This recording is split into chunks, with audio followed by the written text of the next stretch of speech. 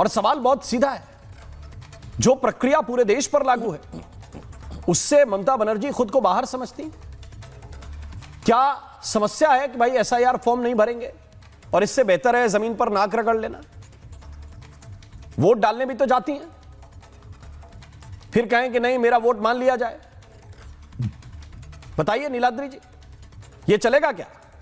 देखिए, Mamata Banerjee SIR form भरेगी या नहीं भरेगी ये उनकी व्यक्तिगत विषय है। एसआईआर फॉर्म भर के कि वोट देने लायक है या नहीं है, that is not the issue.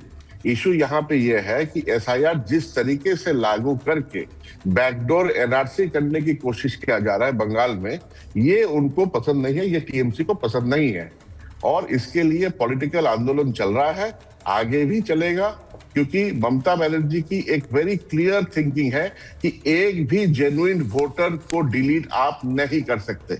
हम लोगों ने देखा है जिस तरीके से गृह मंत्रालय ने बाहर बंगाली माइग्रेंट वर्कर को बांग्लादेश में पुशबैक कर दिया और उसके बाद सुप्रीम कोर्ट की ऑर्डर से उनको वापस भी लाना पड़ा। तो इसी उदाहरण को देखते हुए उनका यह कहना है कि एक भी जेन्युइन वोटर को आप यहां से हटा नहीं सकते। अब उस पे 50 लाख वोट कटेंगे या 1 करोड़ वोट कटेंगे? बीजेपी नेता तो कह रहे थे कि 1.5 करोड़ वोट कटेंगे। आज समीकरण आ रहा है कि 50 लाख के आसपास है जो कि मृत है। ये घुसपैठे है कहां? बिहार में भी एसआईआर हुआ, क्या इलेक्शन कमीशन आज तक दिखाया कि घुसपैठे कितने घुसपैठिया थे? तो ये, और दूसरी चीज, ये घुसपैठिए अगर आए हैं तो आए कहां से है? इंटरनेशनल बॉर्डर कौन प्रोटेक्ट करता है? ममता बनर्जी का पुलिस, ना बीएसएफ। तो अगर अंदर आए, और आपने कहा कि अमित शाह की गलती से आए, मैं सीधा बोलता हूं, कोई इधर उधर से घुमाने का मसला नहीं है। अगर आपने कहा कि केंद्रीय गृह मंत्री की गलती है, उनकी गलती से आए और आपके यहां कोई आ गया, वो गलती से आ गया, दरवाजा ठोके, नीलाद्री जी का कि मैंने दरवाजा ठोका, मैं गलती से आपके घर में एंटर कर गया, तो नीलाद्री जी बाहर करेंगे या आइडेंटिफाई करके पुलिस को बताएंगे कि भाई ये गलती से आ गया या जोर जबरदस्ती आ गया? यहां का होम डिपार्टमेंट तो कौन संभाल रहा है? बंगाल का कौन संभाल रहा है होम डिपार्टमेंट? मैं मेरी बात बताइए, अगर आपके घर में कोई गलती से आ गया या जोर जबरदस्ती करके आ गया, नीलाद्री भट्टाचार्य, नहीं, अगर आ गया तो क्या करेंगे उसका? उसको आधार कार्ड बनाएंगे? मेरी बात तो सुन लीजिए प्लीज, देखिए आपकी मैंने बात सुनी, मेरी बात सुनिए। आप उसका क्या करेंगे? आधार कार्ड बनाएंगे, आप उसका राशन कार्ड बनाएंगे, उसको वोटर लिस्ट में ऐड कराएंगे और कहेंगे कि चुनिए इस देश की सरकार क्या होनी चाहिए, इस प्रदेश की सरकार क्या होनी चाहिए। उसको क्या करेंगे आप? आपका थोड़ा बड़ा दायित्व है कि नहीं? बाकी सब सेटर का है, मान लिया मैंने, आपका है थोड़ा मोड़ा 5-10%। आधार कार्ड भी सेंट्रल योजना है, इससे सेंट्रल डॉक्यूमेंट। आधार कार्ड अगर बन रहा है तो आधार कार्ड के लिए भी सेंट्रल गवर्नमेंट दायी है कि वो क्यों कर रहा है, वो बताए। आपका होम डिपार्टमेंट कोई मतलब नहीं है, स्टेट का होम डिपार्टमेंट तो जीरो होता है, मतलब ऐसे मान लिया मैंने। Bengal has a very different demographic structure because Bengal पे पार्टीशन और 1971 का मैक्सिमम इफेक्ट पड़ा है।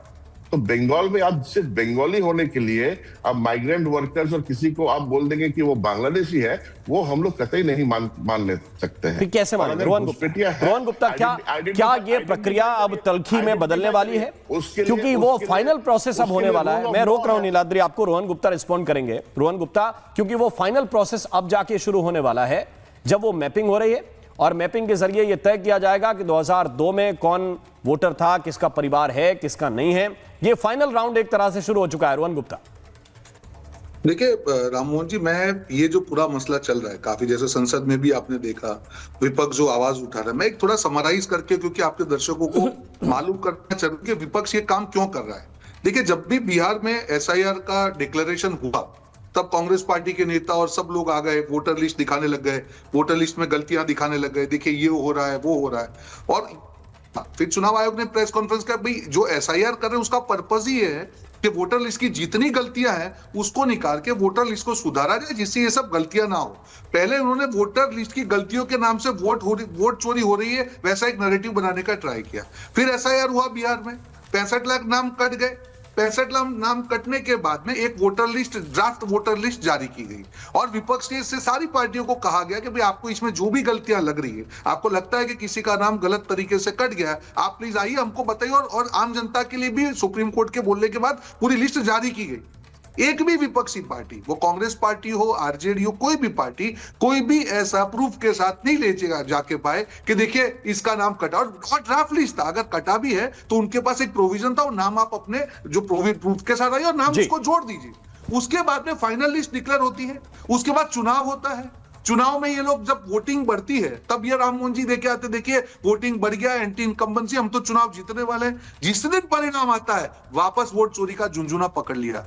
तो ये क्या दिखाता है? ये कहीं ना कहीं वोट चोर का आंदोलन नहीं है, ये कहीं ना कहीं ठिकरा फोड़ आंदोलन है कि हम तो चुनाव हार गए, अभी से उसकी पूर्व भूमिका बना लो भैया, कल उठ के हारेंगे फिर इसके ऊपर फोड़ेंगे। अभी इन्होंने क्या कहा, क्या टीएमसी डिसाइड करेगी कि देश का नागरिक कौन है? वो तो उनको इतना तो आबादित अधिकार नहीं है, पूरा प्रावधान है। अगर आप बोल रहे हैं कि बांग्लादेशी माइग्रेंट है, वो अगर देश का जो नागरिक होगा उसको वोटाधिकार मिलेगा, नहीं है, अगर उसके पास प्रूफ नहीं है तो आप टीएमसी दादागिरी नहीं कर सकती कि नहीं चलो भाई ये आपको प्रूफ करना पड़ेगा। यह संविधान से देश चलता है, यहाँ पे टीएमसी से देश नहीं चलता है, ये संविधान से चलता है। तुमको तुष्टिकरण मुझे चाहिए, ये आपका नारा है। जी, मैं आपके बीच में नहीं बोला, मैं आपके बीच में नहीं बोला। मैं फैजान किदवई और अजय वर्मा को भी इन कराना चाहता हूं। अभी से 1 मिनट 30 सेकंड, ओके, ये लोग अभी से पूर्व भूमिका बना रहे हैं कि जब भी हारेंगे वोट चोरी का नाम देंगे। जब एविडेंस की बात करते हैं, ये देश बंधारण से चलता है। आप दीजिए ना, हर बार इमोशनल बात करके क्यों छूट जाते हैं? आप एविडेंस दीजिए कि यहाँ गलत हुआ है, उसको सुधार लीजिए।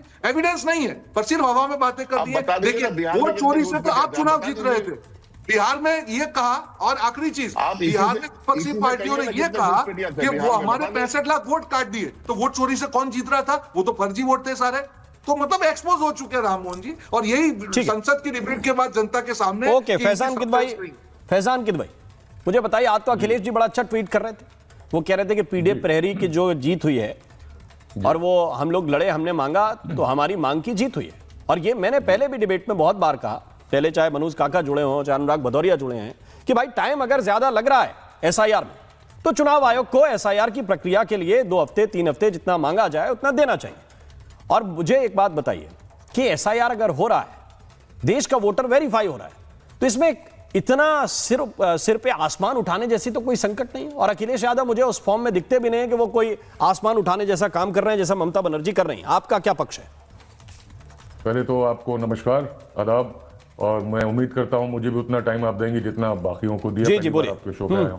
तो शर्मा जी, ऐसा है, देखिए, पहली बात जैसे आपने कहा, बिल्कुल सही कहा कि ये समाजवादी के पीडीएफ प्रहरी और अखिलेश जी की मुहिम थी कि उत्तर प्रदेश में हमें 2 हफ्ते का और टाइम मिल गया है। ये पीडीएफ समाज, उत्तर प्रदेश के लोग, और ये लोकतंत्र की जीत है। इसीलिए आज पीडीएफ प्रहरी को उत्तर प्रदेश के लोग भी लोकतंत्र सेनानी के नाम से जान रहे हैं।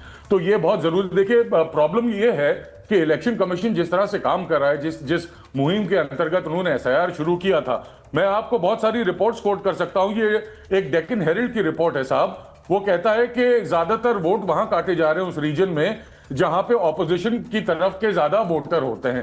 क्विंट की रिपोर्ट है जिसने कहा है कि जो बिहार में जो वोट डिलीशन हुआ है वो इस तरह से हुआ है कि एनडीए को 75 सीट्स में फायदा पहुंचा है।